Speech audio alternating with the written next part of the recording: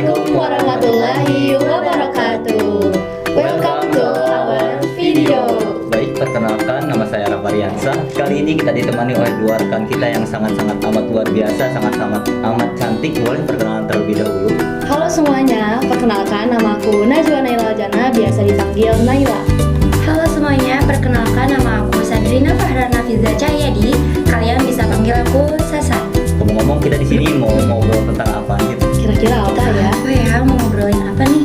Di sini kami dari kelompok 15 mata kuliah PKN akan membicarakan tentang hak asasi manusia. Penasaran nggak sih? Kalian pasti penasaran kan? Kalau penasaran, ikutin video kita. Let's go! Baik Teh, pernah nggak sih kalian kepikiran ada suatu kasus yang tidak adil dalam ketindaklanjutannya gitu? Sepertinya contoh seperti nenek-nenek yang mencuri sebuah kayu jati, sedangkan itu ditindaklanjutinya sangat cepat, tapi masih ada permasalahan yang besar, ditindaklanjutinya sangat lama sekali itu. Nah, kalau menurut aku sih itu namanya tindakan diskriminasi ya. Jadi kalau misalkan diskriminasi itu sikap atau seseorang itu menerima sikap dari orang lain yang mana itu dibedakan gitu. Nah, itu juga sebenarnya diatur dalam UU Hak Asasi Manusia pasal 14. Intinya segala sesuatu perbuatan atau hak itu harus terlindungi dari tindakan diskriminasi. Nah, nggak cuma itu juga diatur dalam Konvensi Eropa. Jadi apa aja sih yang dimasukin dalam kategori diskriminasi? Itu tuh kalau misalkan dibedakan ras, suku, budaya, agama, dan lain-lain, ataupun gender sekalipun gitu ya. Sebenarnya aku juga punya lagi satu studi kasus itu. Waktu tahun 2001 ada Dewan Kota Manchester itu melakukan salah satu tindakan diskriminasi, yang mana Dewan Kota itu memberikan upah lebih kecil jika yang dipekerjakan itu merupakan anggota keluarga darinya. Kalau misalkan yang dipekerjakan tidak memiliki hubungan anggota keluarga, dia itu mendapatkan gaji yang lebih besar. Nah, kalau misalkan menurut aku sih diskriminasi nih. Tapi kalau misalkan menurut Teh Sasa gimana sih? Kalau menurut aku itu termasuk ke perilaku yang tidak adil. Perilaku yang tidak adil itu perilaku yang tidak pantas di dalam individu, diperlakukan secara berbeda dari orang lain. Gitu. Ya. Terus kalau misalkan contohnya tuh gimana sih Teh? Kalau menurut aku contohnya itu mengkritik karyawan secara berbeda dari yang lain. Jadi orang lain itu jadi bosnya ini misalnya mengkritik yang ini, tapi kalau yang ini tuh dibedain gitu. Kayak gitu sih. Kalau menurut aku kayak gitu. Oh, seperti itu. Jadi ada lagi nggak sih perilaku yang terdapat ketidakadilan yang kalian pernah lihat gitu? Kalau misalkan aku sebenarnya mungkin gender tuh ya. Kalau misalkan kayak laki-laki sama perempuan tuh kadang dibedain. Kalau misalkan laki-laki lebih memiliki beban yang lebih berat gitu tugasnya. Padahal kalau misalkan disamain sebenarnya perempuan itu juga mampu gitu. Tapi dalam artian bukan untuk meringankan, tapi emang sengaja gitu buat ngasih beban yang lebih berat aja ke laki-laki gitu. Itu kalau Sasa gimana? Kalau menurut aku juga punya contoh lagi. Jadi seorang manajer ini terus-menerus mengelola secara mikro satu karyawan tanpa alasan gitu. Jadi asal aja gitu. Jadi asal aja nggak apa ya, tidak menentukan orang itu terus gitu. Terus bagaimana kita selaku penerus-penerus bangsa untuk mencegah atau mengurangi sikap-sikap tersebut gitu? Coba kalau dari Teh Sasa gimana? Kalau menurut aku Mungkin dari aku dulu kali ya, dari kamu dulu. Mungkin kalau misalkan kata aku tuh kita tuh harus sadar gitu kalau misalkan kita semua itu saudara. Jadi mau bagaimanapun kita bersikap kepada seorang, mau dia lebih bawah dari kita atau lebih dari atas kita, tapi kita harus sama gitu, harus saling menghargai kepada yang lebih muda dan menghormati kepada yang lebih tua gitu sih. Karena kan dalam hadis juga dikatakan ya bahwa kita tuh semua itu adalah saudara, maka kita harus perlakukan sebaik mungkin. Betul itu. Boleh dari... Kalau dari aku itu kita harus membuat kebijakan. Jadi kebijakan dalam menerapkan kebijakan di tempat kerja yang membahas pentingnya mencegah pekerjaan tersebut dalam membeda-bedakan gitu. Jadi kita harus membuat kebijakan jangan sampai orang itu selalu dibeda-bedakan terus gitu.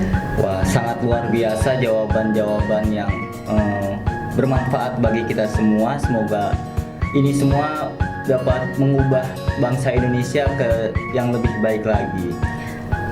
Karena perilaku diskriminasi dan tidak adil itu sangat marak lagi ya sekarang. Apalagi bukan hanya di kalangan kita aja, tapi kalangan-kalangan yang justru menjadi figur masyarakat juga melakukan hal itu guys.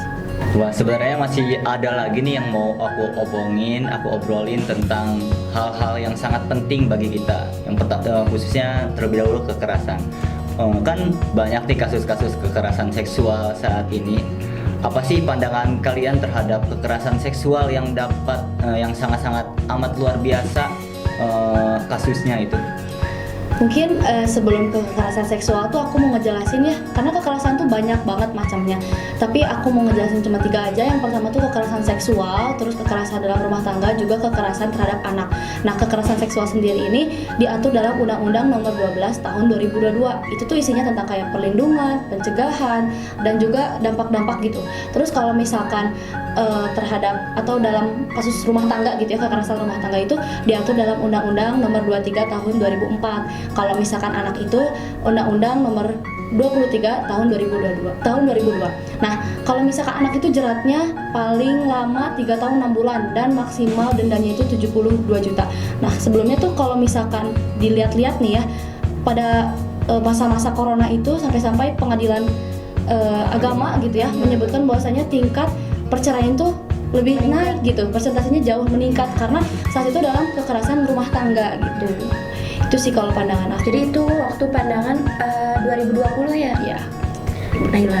Dan apa saja yang kalian pernah lihat, bahkan kalian merasakan ketika masa-masa kalian saat ini, apalagi masa-masa saat mahasiswa, tentang kekerasan-kekerasan ini? Oh, kalau dari aku ya, contohnya misalnya kalau dari kekerasan itu, waktu itu aku pernah lihat di berita, jadi ada anak SD itu, mereka berdua itu, bukan berdua sih, sebenarnya ada 6. Nah, 2 ini lagi duduk, terus yang satunya itu lagi minum. Nah, yang satu lagi, yang temennya ini malah ngegangguin temen yang satu lagi minum itu.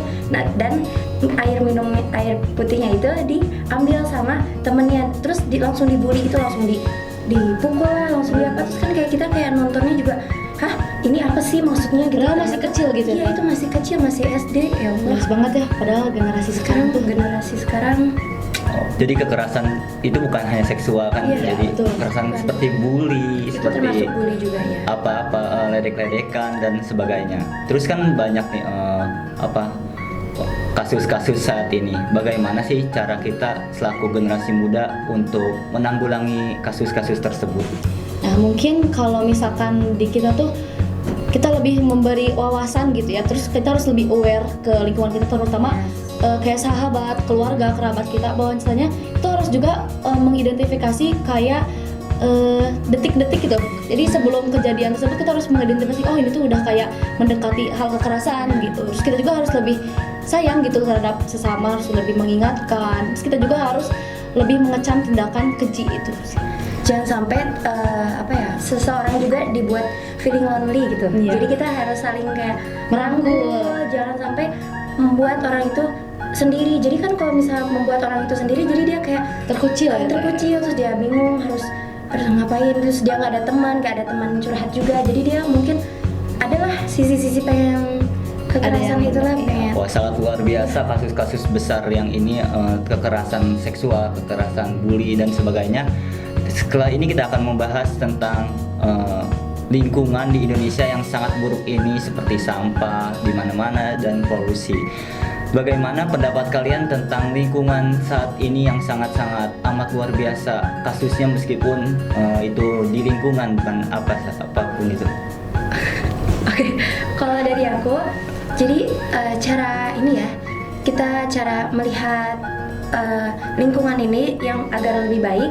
Jadi waktu kita tuh sempet kan ada berita kalau di Jakarta itu Iya, betul polusinya sangat Kotor. Sangat kotor Iya, sekali. sampai-sampai kalau keluar tuh kita pengep gitu ya. pengep. Jadi sekarang masih aja ada kan yang pakai masker gitu. Iya. Nah, jadi kita caranya tuh ya, apalagi sekarang banyak banget tumpukan sampah, malah di Jakarta, di daerah mana ya, Bekasi atau di mana gitu. Bekasi. Di Bekasi. Bekasi ya, yang udah banyak banget dan sempat kebakaran dan tempat sampah itu. Kita juga udah Jadi, bingung mau dibuang kemana Nah, lagi. iya, buat bingung dan sampai membuat polusi gitu dari kebakaran sampah tersebut.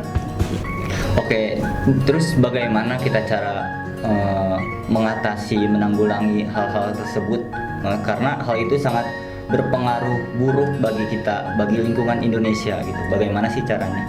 untuk menanggulanginya? Caranya itu kita harus menjaga lingkungan itu dengan baik, kita harus menyayangi lingkungan itu dengan baik. Jadi janganlah kita membuang sampah sembarangan, apalagi ke sungai atau ke pinggir-pinggir deh. Nah itu kan membuat membuat Jadi tercemarlah lingkungannya. Terus Gak baik kalau juga. misalkan bukan kita yang ngejaga, siapa lagi? Kita emang gak sayang gitu sama generasi-generasi selanjutnya yang bakal merasakan bumi yang banyak polusi dan makin hancur gitu. Ya. Oke, jadi kita dapat ambil dari kasus lingkungan ini, kita harus menjaga lingkungan saat ini. Kalau bukan kita siapa lagi, dan kalau bukan sekarang kapan Kapan lagi? lagi? Betul banget. Dan ada satu lagi, Apa? kita harus menanam pohon Oh, sebanyak-banyaknya. Wah. Reboisasi. Ya, reboisasi. Karena banyak banget hutan-hutan yang gundul ya sekarang. Betul. Itu juga karena apa? Kepentingan beberapa proyek, kepentingan beberapa oknum gitu ya, tapi tidak memikirkan dampak panjang dari perilaku tersebut. Betul. Wah, sekarang bagaimana sih pengertian tentang hak-hak warga negara? Nah, kalau misalkan pengertian hak sendiri itu adalah sesuatu yang harus kita terima atau harus kita dapatkan gitu. Nah, kalau misalkan konteksnya warga negara berarti sesuatu yang harus kita terima atau kita dapatkan, kita peroleh sebagai warga negara.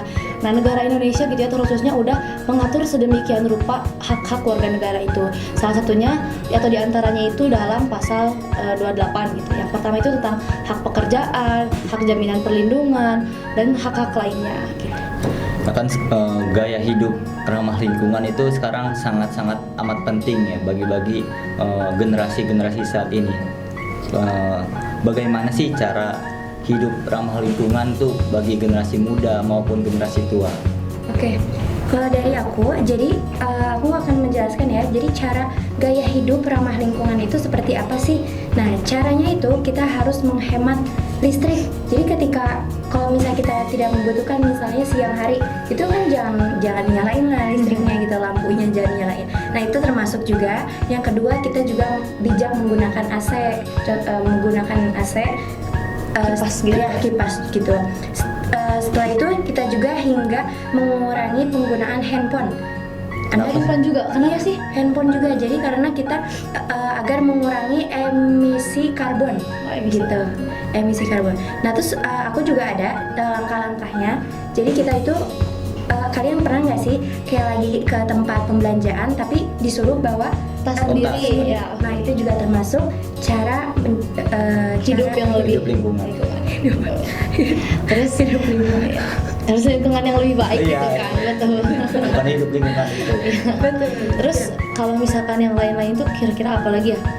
Mungkin dari Kang Rafa pernah nggak sih kayak ngalamin gitu? Oh itu ternyata cara-cara mengatasi lingkungan Mengatasi. gitu yang lebih baik. Selain menghemat listrik, Iya. menghemat air. apalagi Oh ya? kalau nggak salah tuh ini membuang kayak sisa-sisa itu, misalkan nyuci gitu. Oh, sisa-sisa air cucian. Ya air cucian itu kan limbah gitu kan, itu harus ada pembuangannya gitu, jangan domestik. Nah itu limbah domestik itu harus ada pembuangannya kemana gitu, nggak sembarang bisa ditusuk. Ada juga kayak mendaur ulang sampah-sampah Oh, plastik iya. jadi barang-barang yang berguna bagi kita. Contohnya apa tuh Kang? Contohnya jadi kayak plastik tuh dikumpulkan dan dibuat jadi seperti kursi plastik, seperti apa, banyak kan? Mebel-mebel kayak Iya, gitu. mebel-mebel sekarang banyak banget. Ya, Masya Allah. Karena pasti nih generasi juga, generasi muda udah pada kreatif, inovatif. Nah Betul. mungkin sekarang jadi PR juga ya buat kita nih selaku generasi Z itu, gimana caranya mengubah dampak buruk itu menjadi sesuatu karya yang baik gitu. Alhamdulillah sangat-sangat luar biasa apa yang kita bicarakan dari awal sampai akhir seperti ini. Pelajaran-pelajaran yang baik dapat kita ambil dan pelajaran-pelajaran yang buruk dapat kita tinggalkan sejauh-jauhnya. Akhir kata yaitu ubahlah dunia, ubahlah bangsa menjadi yang lebih baik dari kita generasi muda. Mungkin cukup sekian dari kami, kurang lebihnya mohon maaf. Bila ada kata-kata salah mohon dimaafkan. Wassalamualaikum warahmatullahi wabarakatuh.